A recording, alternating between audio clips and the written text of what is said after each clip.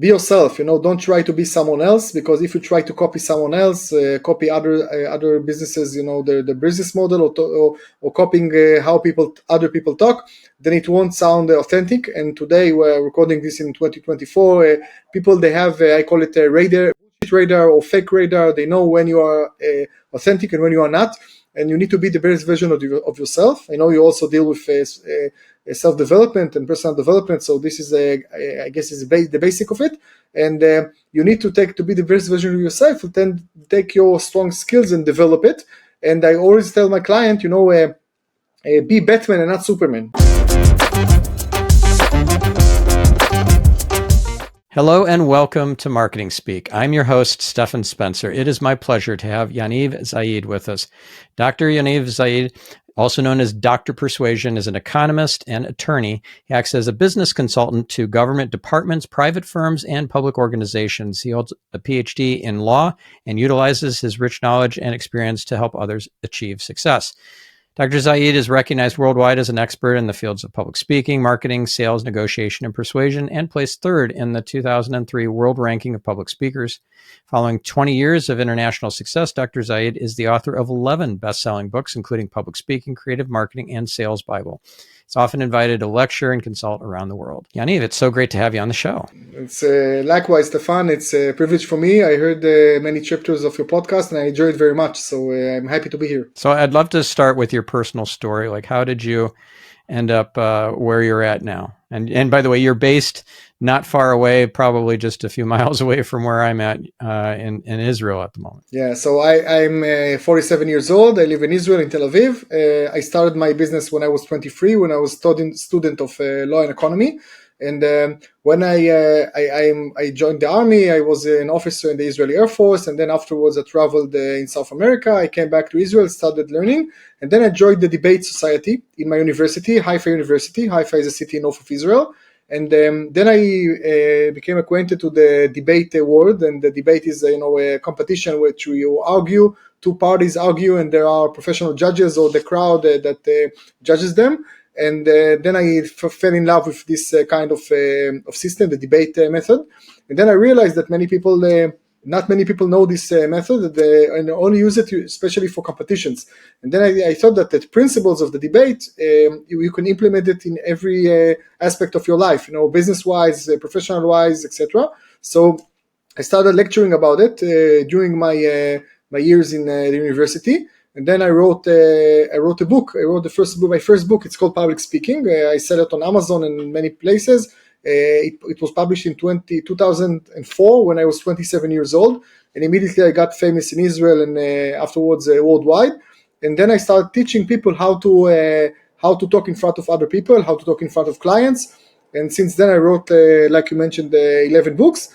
And I realized that my mission in life is to help people, if they have important messages or important products or services, to help them distribute it and sell it and market it, because most people, they are great, but they don't know how to present themselves. They don't know how to speak in front of public. They don't know how to get investors to their startup.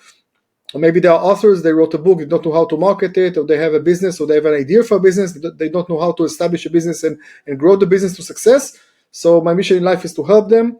And something I realized that in all of my all of my life, when I was in the kindergarten, then school, then university and the army, nobody teaches you how to speak and nobody teaches you how to market. So for example, I study law and economy. So in law, they taught me everything: criminal law, practical public law, everything except three things. One is how to talk in front of judges. Two is how to market myself as a lawyer. And three is how to write legal documents. Then you go out to the field, and what you need to do three things: how to market yourself, to talk in front of judges in courthouse, and to write legal documents. So you don't have actually practical tools. I study economy, and the word marketing, I didn't hear it for 3 years during my studies. You're talking about economy degree, not a geographic degree or something like that. So and the word money, only I heard it in theoretical discussions about something that 100 years ago. So then I realized there's a really big gap between what you need in life, the skills you need in life, and what they teach you in the formal education system. So my mission in life, again, is to narrow the gap is to shorten your learning curve to talk to you. The skills I teach is public speaking, negotiation, marketing, sales, because nobody teaches us, not in business and not in our private life. Right. So what would be, so you mentioned helping people get their important message out there and teaching them the skills to do that. What's an important message that you want to get out there, or that you have been getting out there in the world, besides how to market and how to speak publicly and how to do sales? Like what's an important personal development message, or something that you're trying to change the world with? Okay, great. So first of all, be yourself. Don't try to be someone else, because if you try to copy someone else, copy other businesses, the business model, or copying how other people talk, then it won't sound authentic. And today we're recording this in 2024. People, they have I call it a radar, bullshit radar or fake radar. They know when you are authentic and when you are not. And you need to be the best version of yourself. I know you also deal with self-development and personal development, so this is I guess is the basic of it. And you need to be the best version of yourself, and then take your strong skills and develop it. And I always tell my client, be Batman and not Superman. Now what is the difference? Because Batman and Superman, they are both superheroes. They both look like human being, but Superman is not actually a human being. He came from another planet. So if Superman will have a workshop how to fly, and I will sit in the first row and I will write everything down, and they will explain everything to me. Go to the highest tower, go to the roof, check the wind, mind your first step or something like that, and I will do everything he says. It's still going to fall from the building, because actually I'm a human being and he's not. But Batman is a regular person who developed not regular skills. So if Batman will do a workshop how to fly, and I will sit in the first row and I will write everything, then he can tell me, Yaniv, I'm just like you. I even had the worst life, because the Joker murdered my parents when I was young, and I fell into a cave, and I was afraid of bats and afraid of darkness, and then I taught myself how to fly, so let me teach you. Then I can relate to them. I can relate because they are like me. So be the best version of yourself. Be Batman, not Superman. And this is one tool, one main message I teach. And second of all is to be very optimistic and very mentally strong, because I think it's today is very essential. As a speaker, we are lonely. It's you against, not against, in front of the audience. And if you are a business owner, then you are lonely. You can have employees and partners and colleagues, but at the end of the day, you are lonely at the top of the pyramid. So you need to have lots of mental health and to be mentally strong. Especially, by the way, in Israel, you have wars and we have other challenges. So we have a good economy, and we have, we're a startup nation, but still we need to be very strong and overcome lots of obstacles. And the environment, a lot of times, they are very pessimistic all over the world. I always talk about the news. So I'll say, when you open the news, let's say 8 o'clock, 9 o'clock, then PM, they will tell you good evening, and then they explain to you for an hour why it's a bad evening. So you need to be very, very optimistic, even if the environment is pessimistic. And another thing is, and this is something about marketing, it's sell the problem before the solution, because most people, when they present themselves or the products and services, they will sell the solution. They will talk about their comfort zone.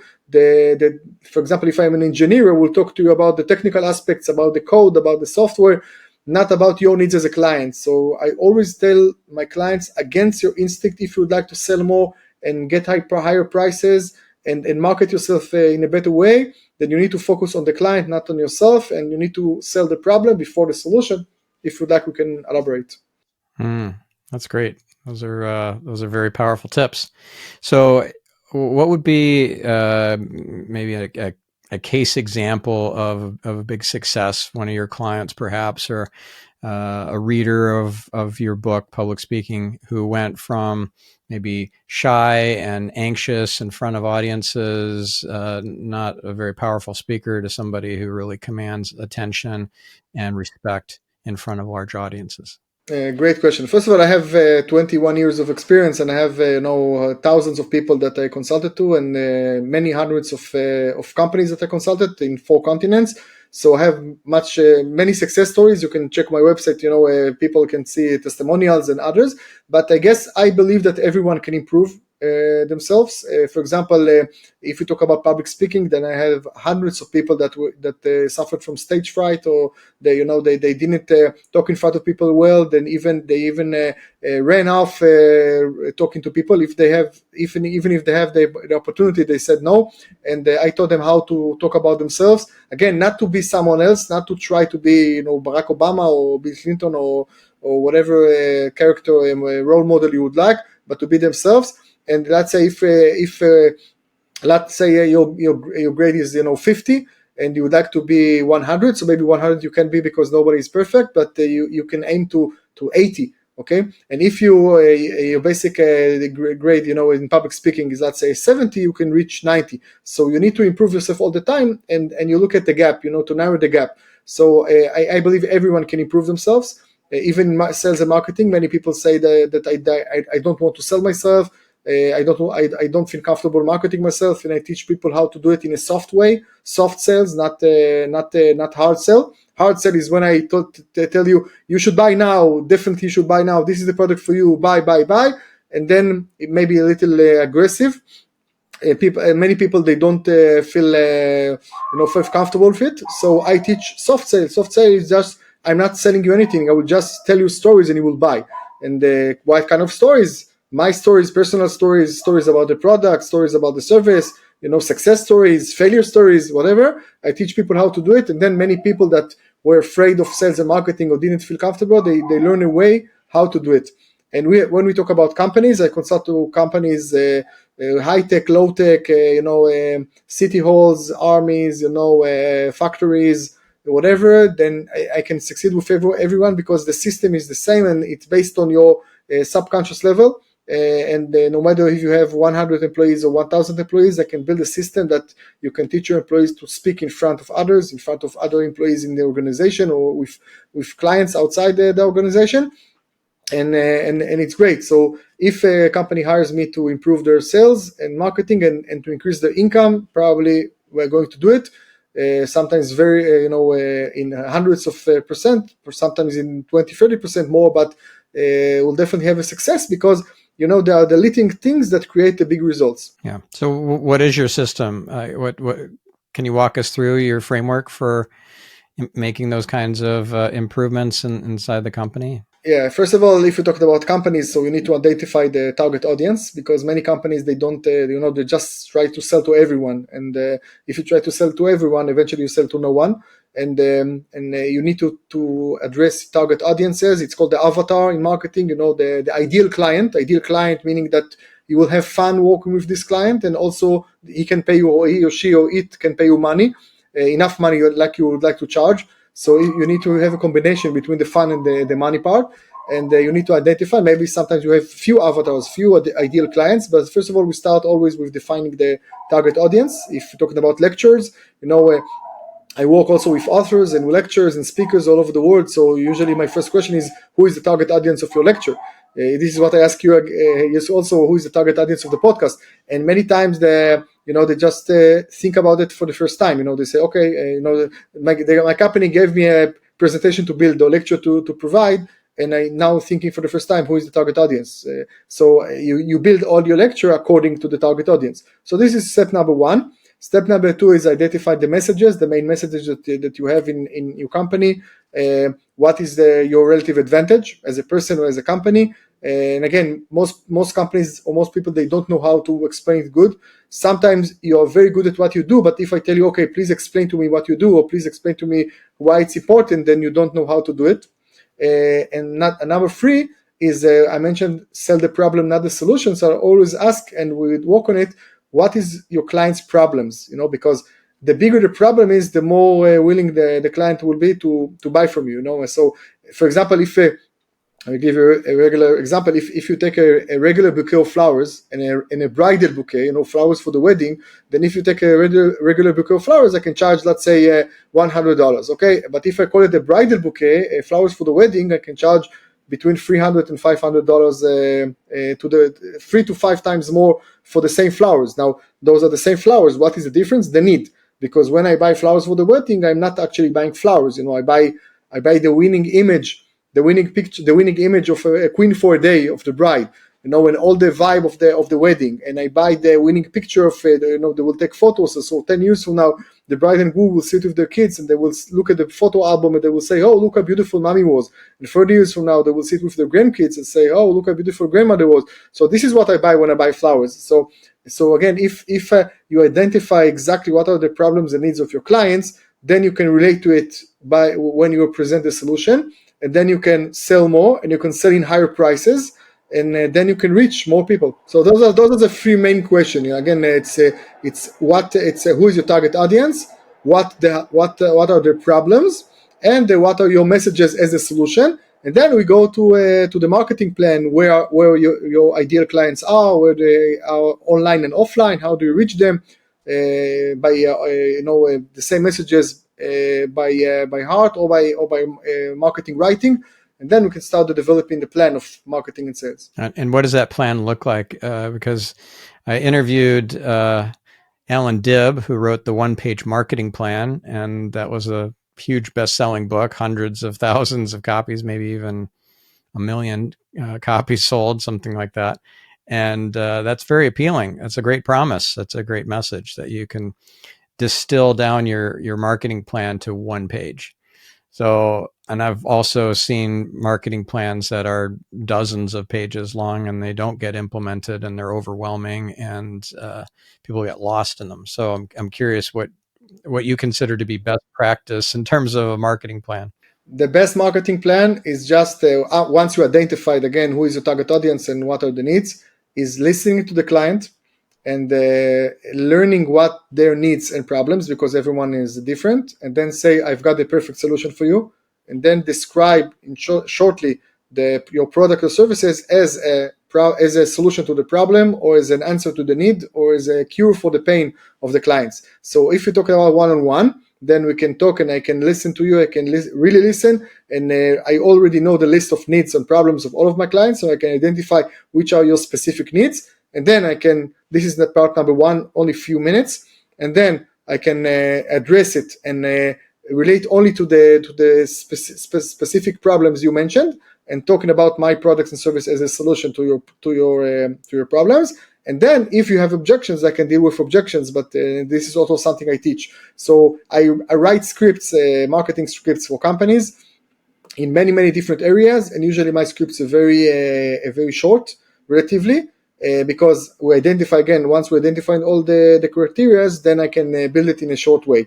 So I believe in a short system, but very accurate system to each company, and all the employees can learn it.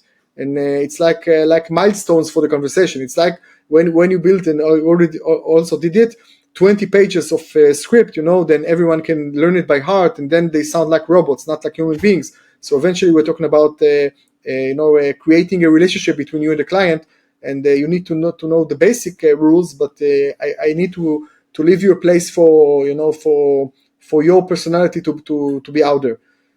So this is why my marketing plans and my sales scripts are relatively short after I get to know the company. Right. So I'm curious to hear how a sales script might sound. If you want to role play with me, I could pretend to be a potential customer, and you can just give us a heads up on beforehand of what the scenario is. Okay, great. So pick a product or a service. How about a car? Cars. Okay, great. First of all, I helped car companies. By the way, we talked about to be authentic. So if, for example, I can sell cars, if I'm a salesperson, I can sell cars, and I can sell perfumes, I can sell flowers, I can sell workshops, and I don't need to understand, I can sell cosmetic products. I don't need to understand exactly what are the chemical ingredients of the cosmetic products, or how the engine of the car works. I just need to understand why do you need the car? Why? Let's say, by the way, I help selling cars, and I don't know. I have obviously I have cars, but I'm not interested that much. Although I'm a guy, So my focus was why does a client would like to buy the car? So for example, if you come to the car agency, okay, then I will start asking you questions. For example, okay, what is important for you? Okay, if some open questions, what was important for you? Which kind of car do you look for? Yeah. So I have a young son, and I want to make sure that there's enough room in the car for him and any kind of like sports gear or toys or anything like that that he wants to bring, or maybe transport a few of his friends as well. So I guess I need a larger car. Not it doesn't have to be a huge van or something, but maybe an SUV would be more appropriate. Okay, great. So you're married. You have one son. You have other sons, or just this one? I have grown daughters, so they live on their own. Okay, great. So who will drive the car? You and your wife and Yes. your granddaughter. Okay, great. And usually you travel a lot. You live in the city, so you Yeah. drive far away with the car, or Yeah. just inside the city. No. Vacations and different parts of Israel and so forth. Yeah. So we'd like a large car that will suit both you and your wife and your daughter. Isn't important for you that the car will be safe? That the safety of the car? Yes. Yes. Okay. Great. So we'd like safe car, large car, and also your wife would like to also they need to love the car. Or you will use it mainly. She'll use it probably more than I will. Okay, great. So I have here a car. So let's say that this is I can ask more open questions, but I need to identify to get to know you a little bit. By the way, to develop a personal attention and personal chemistry between us, and then I can heard some. So among the list of let's say 20 reasons why people buy car, then you have at least three identified at least three. One is safety, one is a large car, and now number three is that it need to suit you and your wife and your older daughter. Okay, so now I can say, okay, great. So I have a great solution for you. This is the model I recommend as an expert. By the way, every salesperson, every manager, sales manager, marketing manager, they need to think of themselves as experts, and they need to deliver the message that they're experts in front of the client. Because if you think that this is my first day in my work, then you won't take my tips which car to choose. But if you think that I do it for many years and I've seen many clients like you, and I got many testimonials, positive testimonials, etc., then you say, okay, this guy knows what he's talking about. So I will tell you, okay, I can show you the car. I'm here 2 years. I can tell you that this is the most popular car among families, especially with young kids. You see here, it's large at the back. You have a great way for the chair of the baby, and it's very safety. I can show you, and then I can add another social proofs. For example, I can show you researchers that this car is very safe. I can show you testimonials of people that bought this car. I can tell you that this car alone, I sold 40 cars like this in the last month. So I will give you some data that this is something that operates at the subconscious level. I show you things, and then at the conscious level, you say, okay, great, I trust this car, or I trust this guy. But I show you some data, and then I address your needs. Okay, and this is step number 2. Step number 1, I heard you, I listened to you, I identified your needs. Step number 2 is I showed you how this car, is the answer to your problems, or the answer to your needs, and then I will tell you the price. Sometimes I wait for you to ask me how much does it cost, and then I can tell you the price. And then 2 options. First option, you buy the car because because I you like me, you trust me. I created the situation that you like and trust me, and you see that this is exactly the solution you need, so you buy the car. Second option, you have objections. For example, it's too pricey for me, or maybe not now. I just interested in a car, but maybe not now, in 2 months from now, or maybe I don't think it's the right car for me, or something like that. And then I can address your objections. And this is something I teach in companies and business. I teach also entrepreneurs and business owners. Gotcha. All right. And how do you get somebody who is a rabid fan, an evangelist? They're not just buying the car or the widget or whatever from you and then disappearing. They're telling their friends all about you and sending you business. So first of all, every client and potential client, I would like. This is something I teach all the time during my lectures and workshops. How to create a positive vibe and positive situation in any situation. Positive, let's say, feeling to the other party. So even if you buy the car and you didn't buy the car, whatever, you need to feel good with me. You need to feel better with me. After the meeting with me than before the meeting with me. So first of all, you need to create a positive experience. And then if a client didn't buy, I need to maintain a contact with him or with her, to get your details, your email, we're talking about online marketing, your email, your mobile, your name, your other details, and then put it in my CRM, and then to be in contact with you. I can do it in a group way. You can join my newsletter. I can enter you into my newsletter, and you will get newsletters, and to my mailing list. You will get newsletters. Or to add you to my LinkedIn channel, to my Facebook channel, you will get some posts, so we can be related. And then once in a while, I can call you personally and say, hi, Stephan, how are you? Well, you are interested in the car. I can tell you that there is a new model now. Maybe it will suit you more. Or just, hi, Stephan, how are you? How is your child? Did they grow? Did you buy the car eventually for someone else or something like that? So I can be in touch with you and to have a follow-up personally and in a group.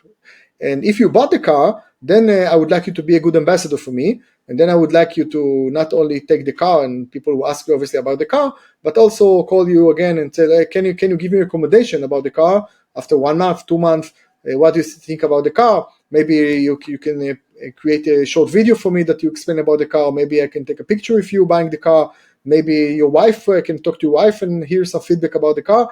And then I can take this data, this content, and put it in my website and my LinkedIn channels, Facebook channel, YouTube channel, etc. So this is something I can use. That's great. That's great. So let's look at what it takes to be, let's say, on TV or on the radio, like to be in front of media, not just on a stage somewhere in front of an audience of people in person, but you're actually beamed out to all these people's homes on the television.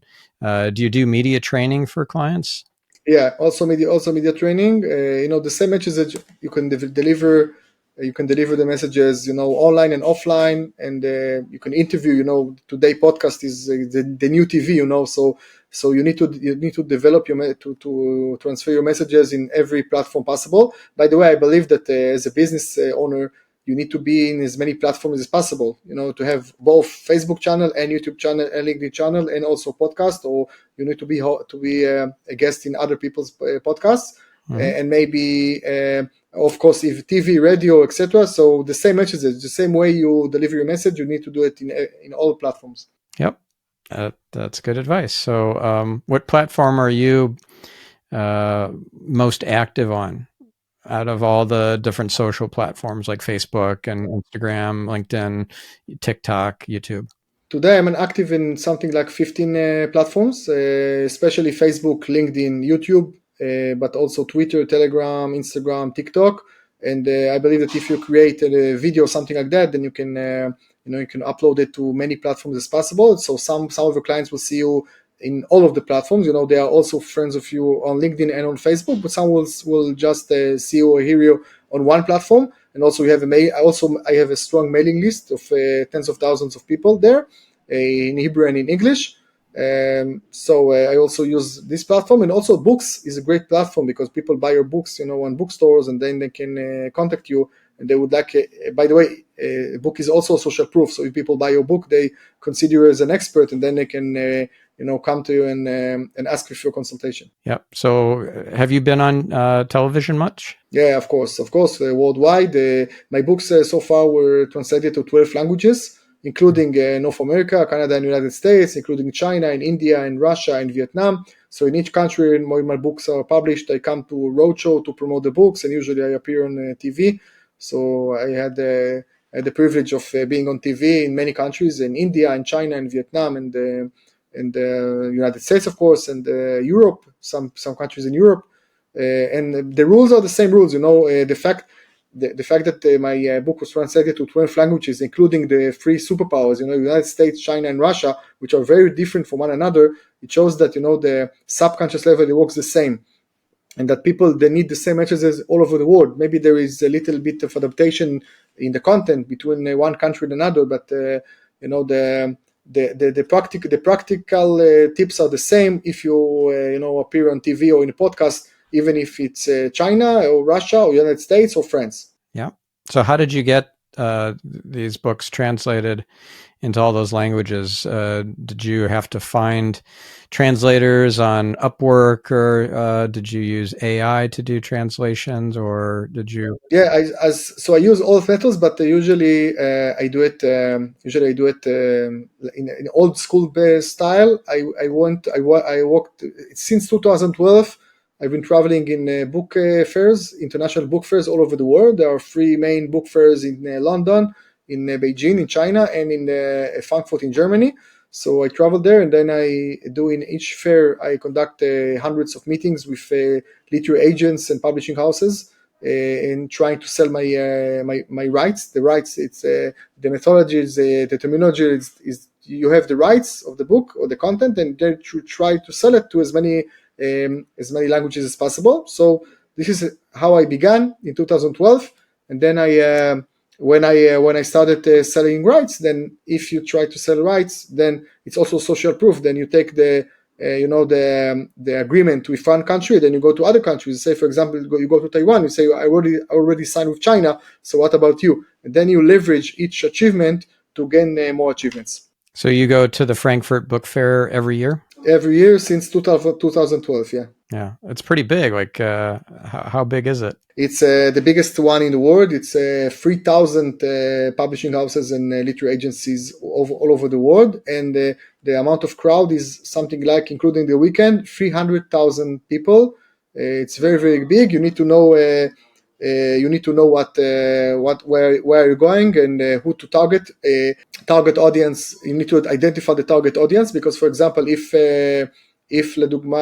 for example you go to the big book fair and you have thousands of publishing houses, you need to identify who is relevant for you. For example, I'm doing business books, so I need to seek for publishing houses that deal with business, how-to books, self-help books, self-developed books, etc. And then among 3,000, I only can focus on 300.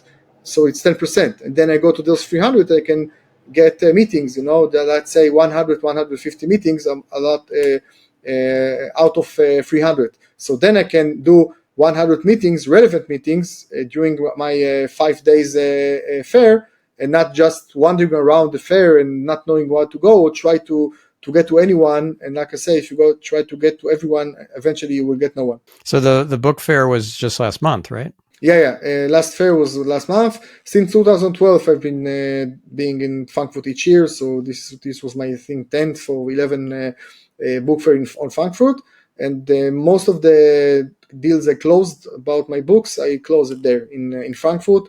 This is actually the biggest marketplace for selling and buying rights of books. So you need to be there. So if you take, in general, what we talked about sales and marketing, so this is a good example, it's a good case study, because I have a book, this is my product, I would like to sell the book to as many, to duplicate myself, to sell the book to as many languages as possible. So I'll say, okay, who is the ideal audience for me? The ideal audience or ideal client is publishing house who will buy the rights. Where all my clients are, so I say, okay, I can go to each country and meet dozens of publishing houses, but I can also go to one place in the world that all of the biggest publishing houses in the world will be in one place for a few days. And I go there, and then I conduct many, many meetings, and I also deliver the message, because you need to know what they are looking for. So basically, usually they're not looking just the good content, they're looking also to see that you're a good presenter, that you can help promote the book, that you can help them online and offline, that you have also big community that you can share the success, that if they publish your book, for example, an Italian publishing house, they will publish you in Italy, then you can go to Italy and help them promote the book. So this is something I care a lot about it a lot, especially when you have such a competitive market in books, but it's relevant for any other market. So how did you get 100 meetings before arriving at the book fair? So I don't get 100 before. I send emails to hundreds of publishing houses, and then just few respond, let's say 3, 5, 8, and then I come to the conference, and then I have also a list of the list of relevant publishing houses, and then I just going around and looking for them. And when I go to the booth, and then I go to the rights managers or the editors. If I have an appointment, it's great. If not, I try to set an appointment online at the same time. And if they say, okay, not today, we're busy, okay, tomorrow I'm also here, so maybe we meet tomorrow. Most of them, they are very positive once you meet them there.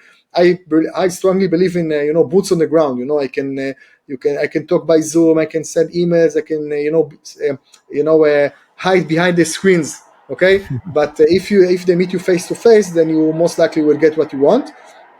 And then again, if we start the conversation, then I will try to understand which kind of books are they looking for, and then I can explain to them why my book is relevant for them, if it's relevant. Yeah. Have you worked with literary agents? Do you recommend a literary agent to somebody who wants to get a book published? Yeah. First of all, in Israel, as you know, usually the authors, they contact directly to the publishing houses. But in the United States and in Europe and some of Southeast Asia, it's not regular. Usually, you turn to a literary agent, and then they seek for you, publishing houses. So yeah, I definitely recommend to work with literary agents. Not in exclusive way. For example, if you have literary agents that represent you, then try to see what is the relative advantage with the countries that are looking they are most strong at, and then they can help you in those countries. And the other countries you can give to another agent, or you can use another agents for the same country, because eventually you need only one publishing house in each country if you're talking about books. So what's the biggest success for you in terms of those 12 books that you've written, and what market, right, or what country or language has been the most successful for you? Surprisingly, in Vietnam, I sold the most copies. I sold till now in 7 years more than 120,000 copies. Wow. It's a very big Good for number, you. yeah. Yeah. It's a country that Vietnam is more than 100 million people, and they grow. Their economy grows very fast, 9% a year, and they are very eager to learn from Western knowledge and also Jewish knowledge. So the book was a huge success there. Also in China, United States, now I'm doing a lot of promotion for the book, including what we're talking now. But I think my biggest accomplishment is that the same book I managed to sell it to many countries. Again, including that the same book will be successful in China, in India, and in Russia, and in United States. For me, it's great. It's for me it's a test that I passed, that I managed to describe a formula that acceptable all over the world. That's great. Well, congratulations on your success with all that. Thank you very much. Yeah. So let's talk about how to build a community, like what best-selling author Neil Strauss described as a street team, or what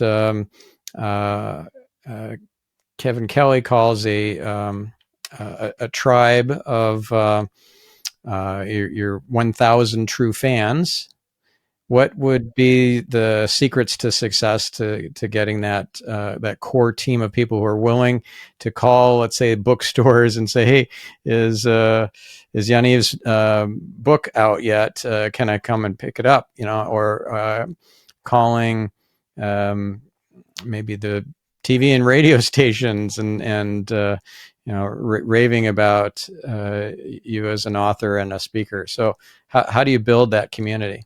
Okay, so first of all, we talked about defining your target audience. So who do you would like to be in your community? By the way, I like the word tribe. I prefer community, but tribe is great because people, they come again, and you are the go. It's in basketball there is a phrase, a go-to guy. Go-to guy meaning that when the offense is stuck, then you have few seconds on the clock, then you will pass the ball to someone, so usually it will be the best scorer in the team or something like that. Yeah. So I would like to be the go-to guy when we talk about marketing and sales, etc. So I would like as many people as possible consider me as the biggest expert. So they have question. If they have question in those fields, they will ask me. By the way, maybe I don't know, so I will refer to someone else. Maybe I'll look for the answer, but the first call will be to me, or the first email.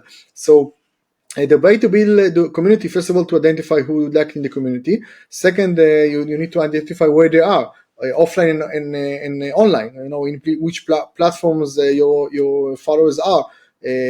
What messages are relevant for them, and then you start building the community in many steps. I believe that a single drop plus a single drop plus a single drop creates an ocean. So it's not like you have a magic trick that you will do something, one thing, you'll join one podcast and then everyone will come to you, or just be on Facebook, it's enough. Usually you need to have to be in as many platforms as possible for a long time. But the key is a relationship, because you need to establish a relationship between you and your followers, and to be to provide personal attention to them, even an appearance of personal attention. You don't need to be the friend of 1,000 people, but you need to make them think that you are the friends. To write messages that they can relate to. To, if they address you by email or by Facebook or by LinkedIn, to call them back, to answer them, to answer the questions or stuff like that. So there are 4 steps before people buy from you for the first time. The 4 steps are know, like, trust, and then buy. So step number 3 is people need to get to know you, that you actually exist, that you're in the market, that you're relevant for them. Because if they don't know you, that it doesn't matter if you're cheap or you're expensive, or you're close by or you're far away. They need to know you. So the first step is they need to know you. After they know you, they need to like you. Now, how can they like you if they didn't meet you in person or they didn't buy from you yet? They can like you if they see a movie of you, a short video on Facebook, on TikTok, or Instagram. They can like you if they heard a podcast with you, a chapter, an episode with you. They can like you if they heard the lecture. They were in the audience and they heard some lecture, so they can like you. So step number 2 is they need to like you. Need to have a personal experience with them. And then step number 3 is they need to trust you. They will say, okay, I know this guy, okay, I like this guy, but how can I know he's the expert he's saying? And here comes a very practical tip in marketing. It's called social proof. Social proof is, if I'll talk about myself, I'll say that I'm very good at what I do and I'm an expert, then obviously it doesn't sound objective, it sounds subjective because I'm talking about myself. So obviously I'm going to speak highly of myself. And if I try to sell your product and I'm a marketing person, I will say, you should buy this chair, for example, the chair behind me. You should buy this chair, it's a great chair, it's a great chair. So obviously at the subconscious level, we will say, okay, and you'll say to yourself, but he sells chair, the chairs, this is what he does, and obviously he gets commission for each sale. So this is why he says it's good. So you won't believe me because it doesn't sound objective, it sounds subjective. But if I could tell you social proofs about the chair, for example, I sold this chair alone, 50 units this week, or some celeb clients that I will say they already bought the chairs for me, or I use this chair, or I will show you a research that the chair is very healthy or something like that. Then you probably buy the chair and you feel more comfortable. So step number 1 is the people need to get to know you. Step number 2, they need to like you. And step number 3, they need to trust you. And only after step 1, 2, and 3, then comes step number 4, they will buy you for the first time. And when they bought from me for the first time, then I would like to join my tribe, to join my community. I will get the details. Like we mentioned earlier, I will follow up with them. I will send them emails, I will send them newsletters, I will maybe offer them friendship on Facebook or LinkedIn. So I would like to be relevant to their life. So I will be the first choice when they need to ask something about marketing and sales and negotiation. Yeah. And how big is your tribe? Well, in Hebrew, I have first of all, my books, I sold more than 300,000 copies worldwide. Most of the people I have contact information. In Hebrew, I have something like 40,000 people. In the rest of the world, I have a similar amount of people. If you talk about social media, I have totally, again, a few tens of dozens of people. And I try all the time to get to more people, to reach more people. It's part of the reasons I'm participating in many podcasts. I would like to provide value to as many people as possible, and some of them hopefully will join my community, my tribe, and they will listen to me. And first of all, they will get free information. I have in my website drpersuasion.com. I have many videos and many articles and many things, many content I will give, and some of them will say, okay, I heard enough, or I listened enough, I like it, so I will buy your book, or I will come to your conference, and then I will buy your workshop or lecture, and then I will take you as my consultant, and then I will develop a long-term relationship with you, and I will be customer for life, and each time I need something, I will call you, or if I need to write a script, then I will contact you for writing me the script. So this is one step the time, one stone after one stone, above one stone, then you can build a big wall. So how do you incorporate Jewish wisdom into your your books and you, because you mentioned in Vietnam you've sold over 100,000 copies, and people like Jewish content there, as well as marketing and business stuff. So, do you incorporate those together into the same books? How does that work? Yeah, because first of all, I'm proud Israeli all over the world, and I'm proud Jewish people, a Jewish person all over the world. And what I realized in my wandering all over the world is that people, they love Israelis, they love Jewish people, and in Southeast Asia, in the Far East, they even admire Jewish people. Most of them they didn't met Jewish people, but there is a myth about the Jewish wisdom, the Jewish negotiation, the Jewish parenting, the Jewish memory. And when you say you're a Jew, when you're a Jew, immediately you have a positive image. So I embrace it. And also, if the people that don't like us, they they in the world, they fear from us. They think they are smart. So obviously, I do business and I talk about money and sales and marketing. So even people that don't like us, that think like the Jewish are good with money, then obviously I'm talking about money. So it's a positive image. So I try to consider the ones who love us, and I think that there is a very positive image for Israel worldwide and also for the Jewish people. Let's talk about a concept in Judaism that's very important and how that relates to marketing. And specifically, I want to talk about tzedakah, or charity, and tithing, and how important that is in Judaism. It really is a foundational cornerstone of success for business owners, and I'd love to hear more from you about that. First of all, in Hebrew, in the Judaism, it's the common behavior is if you have profit, then you can donate 10% of your profit. It's called maaser. 1%, 10% of your fortune, of your revenues, you will donate it to others, and then the universe will treat you well. And good things will happen. And I believe that this is part of being in a community, not just in your family, then your city, then your country, then the world. If you're fortunate enough to succeed in life, it's not just about you; it's also about the ecosystem. For example, to pay taxes, I strongly believe in paying taxes, and I enjoy paying taxes because paying taxes meaning I'm successful. And I also say that I live in a Western country, a modern country, a liberal country. So we have a unique ecosystem in Israel, for example, also in the United States, that if you succeed, then you pay lots of taxes because there is a system that supports you. Because if I will do the same thing and I will be born in Africa, I won't have the same conditions that I have in here. So also tzedakah or donation, I work also with an organization. I teach them how to get the donors. And I can tell you that sales and marketing, the same principles applies here as well, because you need to know how to convince people, how to persuade people to donate. People donate money for many, many different reasons, emotional reasons, practical reasons, tax reasons, many reasons. So you need to identify what are the reasons of this person, and then you can tell them how the donation will be the solution to their problems or the answer to their needs. And the bigger the problem, the more money I'm willing to donate. The bigger the need, the more money I'm willing to donate to others. So obviously, I believe strongly in helping the society and donating to society, but also you need to convince people, and also in sales marketing, it's the same. Have you ever seen it's a short documentary from Beryl Solomon? It's called "In God We Test." Yeah. Have you seen that? Yeah. So it's a great video. I'll include it in the show notes for this episode. So he explains tzedakah and how important it is, and it's not about looking backwards of what you made over the course of this year and then taking 10% and then tithing that or donating that to charity. It's about looking forward to what you believe and have faith that you can make and will make, God willing, and then 10% of that, and then you pledge that and you start donating that like weekly or monthly, the portions of that add up to the 10% of the year ahead. And magically, miraculously, this is how money works.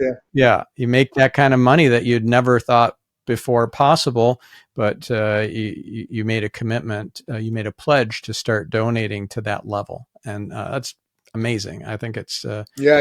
It's amazing. It's part of the Jewish ecosystem, that we help each other, and it's worldwide. We help each other. So this is part of the magic or the secrets of the Jewish business persons. But again, I see myself as not just Israeli Jewish, but also a citizen of the world. So I talk about global principles. I bring obviously the unique perspective of myself as Israelis and Jewish people, but the principles are the same. And if I can use in a positive way the fact that I was born in Israel, it's great. It's great. Now, last question before we wrap up here. So you're on the show because you had somebody pitch me to be on your show. I had not heard of you before. And you said that earlier that podcasts are an important part of your media strategy. It's not just about getting on TV; it's about getting on podcasts. And I'm curious how you find shows, how you utilize a team, because it wasn't you who pitched. It was somebody maybe that you've contracted. I agree, but first of all, it's the same way like marketing your books. First of all, you identify the target audience. So once I realized I need to be on as many podcasts as possible, all over the world, European podcast, American podcast. Then I did a list of categories I would like to be in. For example, marketing, sales, negotiation, etc. And then I also believe in outsourcing. So like I use literary agents to find me publishers. Then I used a company. It's called the Authors on Mission. They work with authors. They have actually approached me once my book was published in the United States, and they offer their help to connect me with relevant podcasts. So we sat together, we build the marketing materials, we build a list of relevant podcasts, and then they started looking according to this list. And your podcast is called Marketing Speak. So obviously, I guess this is why they picked they found you, because they looked for keywords like marketing and sales and negotiation and public speaking, etc. And then they show me the podcast, the relevant podcast. They say, okay, you need to approve if you'd like to be on those podcasts. This is by the way, we talked about social proof. This is the ranking of those podcasts. This is the resume of the host. So you need to approve it. And then I looked at the link and I saw your podcast. I listened to a few chapters. I enjoyed very much. I approved the podcast. I confirmed, and then we scheduled the interview. And for me, this is I win twice. First of all, I have the privilege of delivering the message to as many people as possible, to your audience as well, that people that don't know me yet, like you didn't know me before. And second of all, I can do some marketing on the way, and then maybe a few percent of the people that will listen to us now will contact me through my email. I will give you my email or my website, or they buy my book, and then I can again grow my community, grow my tribe, and meet more people. I think that the secret number one for marketing and sales is love people. You need to love people. You need to love your audience. For lectures on speakers, I always say you need to love your audience. If you love your audience, they will love you back. And for salesperson, I say, and marketing managers, you need to love your clients. If you love your clients, they will love you back. Because if you handle people all day, you must love this job, and you must love people. And I will tell you, because I love my clients, I will share with you my private information. So I have a direct mobile. It's 972-54-800-1200, and I have a direct mail, an email. It's yaniv@yanivzaid.com. It's YANIV@yanivzaid.com, and also my website drpersuasion.com. It's www.drpersuasion.com, drpersuasion.com. So you can check my website, check YouTube, Yaniv Zaid, YANIV-ZAID, and you will see hundreds of short videos that will provide you lots of value. And feel free to contact me by email or by mobile, and I will be happy to answer any question you may have. Awesome. Well, thank you for sharing your wisdom and all the great tips and ideas, and walking us through your strategies on book fairs and on building communities and getting books translated and all that. That's really great stuff. Thank you. Thank you very much, Stephan. It was a privilege to be with you, and hopefully we can grow together. This is the beginning of a beautiful friendship. Yes, for sure. All right. And thank you, listener. Now get out there and make it a great week. Reveal some light in the world, and we'll catch you on the next episode. I'm your host, Stephan Spencer, signing off.